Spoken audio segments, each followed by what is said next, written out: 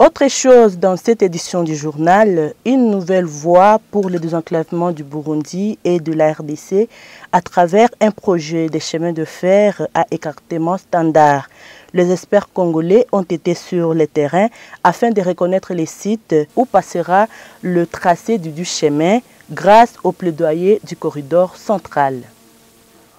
Un projet qui consiste à connecter non seulement l'intérieur de la République démocratique du Congo aux villes commerciales, mais aussi il va impacter positivement sur le commerce et l'économie des pays membres du corridor central. Car la matérialisation de ces projets va faciliter l'écoulement rapide des produits et des marchandises. Pendant plus de 10 jours, les experts congolais de la cellule technique d'appui des corridors de transport CEPCOR en sigle ont été sur le terrain afin de reconnaître les sites où passera le tracé du chemin de fer à écartement standard. Léopold Lukuja, expert ferroviaire, explique. Au fait, nous n'inventons rien. Ce projet exista déjà depuis 1923 jusqu'aux années 39. Il y avait le chemin de fer du Kivu qui balayait du port de Kalundu jusqu'à Kamanyola. Et ce projet devrait continuer normalement jusqu'à Bukavu, Bukavu-Kisangani.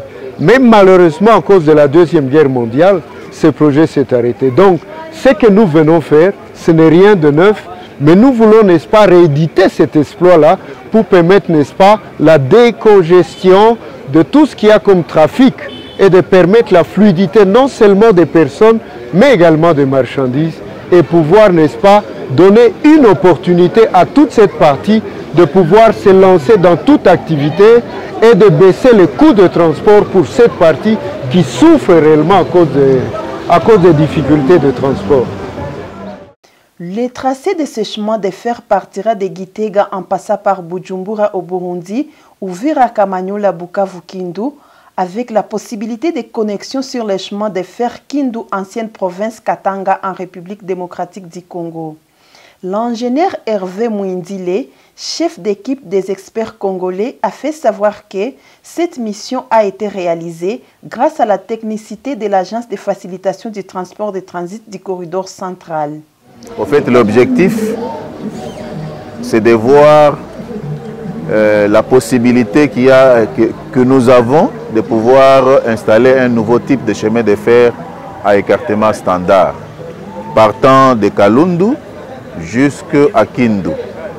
Et d'ajouter que cette étape franchie va permettre d'accélérer ces projets intégrateurs des pays membres du corridor central. L'impact est important du point de vue économique. Vous remarquerez vous-même que l'ambiance dans le milieu où nous sommes maintenant, c'est un milieu agricole par excellence. Il y a beaucoup à manger, la production elle est très élevée. Donc, en dehors des échanges, des échanges commerciaux dans la région, ça va permettre au peuple aussi de se rencontrer, de découvrir les autres.